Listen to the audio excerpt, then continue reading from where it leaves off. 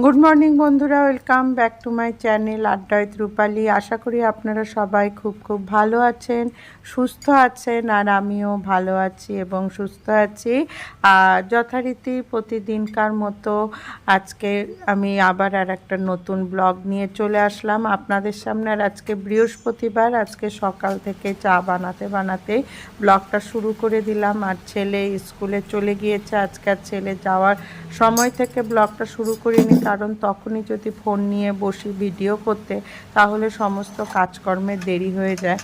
তো ছেলে যাওয়ার পর ঠান্ডা মাথায় ধীরে সুস্থেই ব্লগটা শুরু করলাম। আর আজকে যেহেতু বৃহস্পতিবার, অনেক কাজকর্ম আছে, যদিও অনেকটা কাজ আমি কালকে মানে বুধবার দিনই এগিয়ে রেখেছিলাম, কারণ বুধবার দিন অম্বুবাচী ছাড়লো, তো সেই কারণে ঠাকুর ঘরের প্রচুর কাজকর্ম ছিল, ধোয়াধুয়ি, তো এগুলো সব হয়ে গিয়েছে, যার ফলে কিছুটা চাপ কম আছে। আর আমি আর হাজব্যান্ড মিলে চা বিস্কুট খেয়ে নিলাম সকালের। আর আজকে কিন্তু ওয়েদারটা এখনও পর্যন্ত খুব ভালো, খুব সুন্দর বাতাস হচ্ছে। আর এইটা হচ্ছে সজনা গাছ, আমাদের জানলা দিয়ে, পিছনের জানলা দিয়ে দেখা যায়, তো মাঝে মাঝে দেখি। আর এই গাছটার জন্য এত সুন্দর হাওয়া আসে ঘরে, খুব ভালো লাগে। আর গাছটা দেখুন কি সুন্দর তরতাজা হয়ে আছে, একদম সবুজ হয়ে আছে। বৃষ্টি হয়েছিল তো, যার ফলে গাছের পাতাগুলো একদম পরিষ্কার হয়ে সবুজ হয়ে গিয়েছে। তো বন্ধুরা, এই তো চাটা খাওয়ার পর অনেকক্ষণ একটু এখানে বসলাম, হাওয়া খেলাম। দেখতেই পাচ্ছেন কি সুন্দর বাতাসটা হচ্ছে। তো হাজব্যান্ড আবার স্কুলে যাবে, তো সেই কারণে আমি এখন ব্রেকফাস্ট করতে চলে আসলাম। এখন করছি হচ্ছে রুটি করব, আর তরকারি আছে, সকালে পাঁচমিশালি তরকারি করেছিলাম ছেলের জন্য, তো সেই তরকারিটা আছে, সেটা দিয়েই রুটি খাওয়া হবে। তো রুটিগুলো আমি ফটাফট করে ভেজে নিচ্ছি। আজকে ছেলে স্কুলে আজকে ভাত নিয়ে গিয়েছে, মানে ভাত, সব সবজি, তারপরে কাজু কিশমিশ দিয়ে ভাজা ভাজা করে দিই, ওটা ও নিয়ে যায়, ওটা খেতে ভালোবাসে। আর ওটা খেলে পরে ওর পেটটাও বেশ ভর্তি থাকে, অনেকক্ষণ থাকে তো, তো সেই কারণে একটু ভারী টিফিনই করে দিই, যেদিনও অনেকক্ষণ থাকবে বলে যায়। আর এই যে রুটিগুলোও ভাজা হয়ে গেল আপনাদের সাথে গল্প করতে করতে। তো একটার পর একটা কাজ করে যেতে লাগে সকালবেলাটা, কারণ একটু যদি বসি তাহলে দেরি হয়ে যায়। আর এখন আমি ছাদে চলে আসছি ঠাকুরের কাপড়গুলো ধুবো দেখে। তো ঠিক আছে বন্ধুরা, ঠাকুরের কাপড়গুলো ধুয়ে নিই।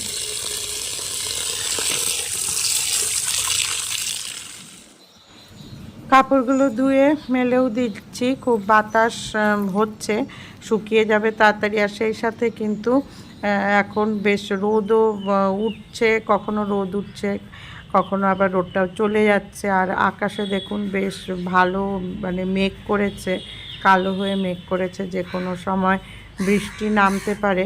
তো একটু বৃষ্টি হলে ভালোই হয়, কারণ খুব গরম লাগছে, খুব গরম পড়েছে। আর এই যে এখন আমি নিচে চলে আসলাম, আমার বাসন কোসন সব ধোয়া হয়ে গিয়েছে সকালে।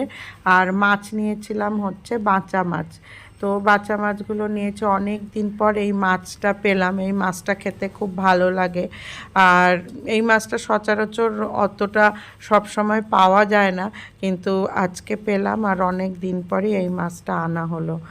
তো মাছগুলো আমি ধুয়ে লবণ হলুদ তেল মাখিয়ে রেখে দিলাম, কারণ যেহেতু আঁশ ছাড়া মাছ, তেলে দিলে বেশ ফুটে, এই জন্য অনেকক্ষণ ধরে ম্যারিনেট করে রেখে দিব, তারপরে রান্না করব। বিশেষ করে তেল দিয়ে যদি ম্যারিনেট করে রাখি তাহলে অতটা ফুটে না।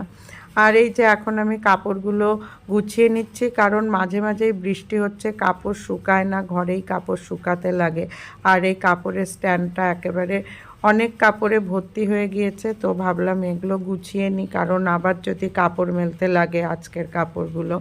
তো বন্ধুরা, এইভাবেই গোটা দিন কেটে যায়। অনেক দিন পর আমি আমার গোটা দিনের কাজকর্ম নিয়ে ব্লগ করছি, কারণ করাই হয় না, কারণ এত মানে এনার্জির অভাব চলে যায়। শরীর যদি ঠিক না থাকে তাহলে কিন্তু কোনো কিছুতে মন বসে না, তার ফলে যে সমস্ত কাজ ধরে ধরে ভিডিও করব, তারপরে ব্লগ বানাবো, সেই এনার্জিটাই আমার এতদিন ছিল না। তো অনেক দিন পর আমি আবার সেই এনার্জি নিয়ে ফিরে এসেছি এবং গোটা দিনের কাজকর্ম ব্লগ মানে ভিডিও করে ব্লগ করব, এটাই ইচ্ছা আছে।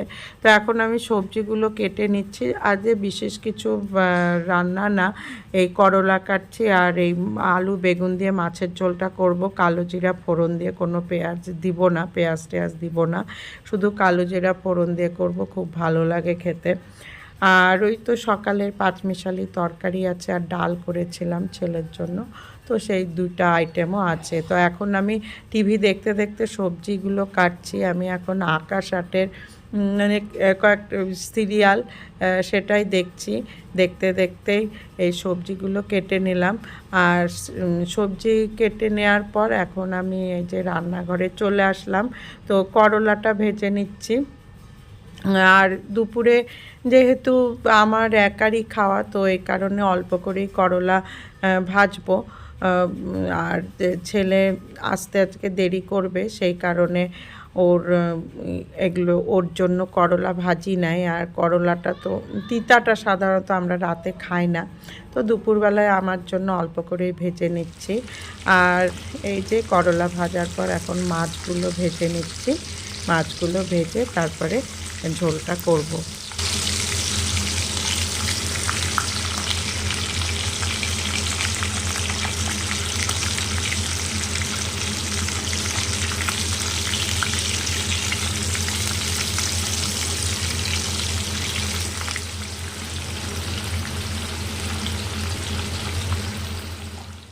মাছগুলো ভাজা হয়ে গেল আর এখন আমি ওই তেলের মধ্যেই কালো জিরা ফোড়ন দিয়ে সবজিগুলো দিয়ে দিলাম, সবজিগুলো ভেজে নিচ্ছি। একদম কম তেল মশলা দিয়ে পাতলা করে ঝোল করব। গরমের দিনে কিন্তু এরকম পাতলা ঝোল খেতে খুব ভালো লাগে। মাছের পাতলা ঝোল বা শুধু সবজির পাতলা ঝোল খেতে কিন্তু খুব ভালো লাগে এবং শরীরের পক্ষেও এটা খুবই ভালো। তো বন্ধুরা, এইভাবেই গোটা দিনের কাজকর্ম চলতে থাকে। তো এই রান্নাটা হয়ে গেলেই আমি স্নান করে পুজো দিব। আমার ঘরের কাজ সমস্ত কিছু কমপ্লিট হয়ে গিয়েছে, এখন শুধু আমার স্নানটা বাকি। আজকে সকালে একটা স্নান করেছি, করে পুজো কিছুটা দেয়া হয়ে গিয়েছে, সকালের পুজো দেয়া হয়ে গিয়েছে। তো তারপরে আবার এখন স্নান টান করে পুজো দিব, কারণ গরমের দিনে দুইবার করে স্নান না করলে হয় না। তো গুড ইভিনিং বন্ধুরা, এখন হচ্ছে বিকেলবেলা আর এখন একটু রেডি হয়েছি, বাজারে যাব, কারণ হচ্ছে বিপত্তারিণী পুজো আছে শনিবার দিন, সেই কারণে একটু ফলমূল সমস্ত কিছু বাজার করতে যাব।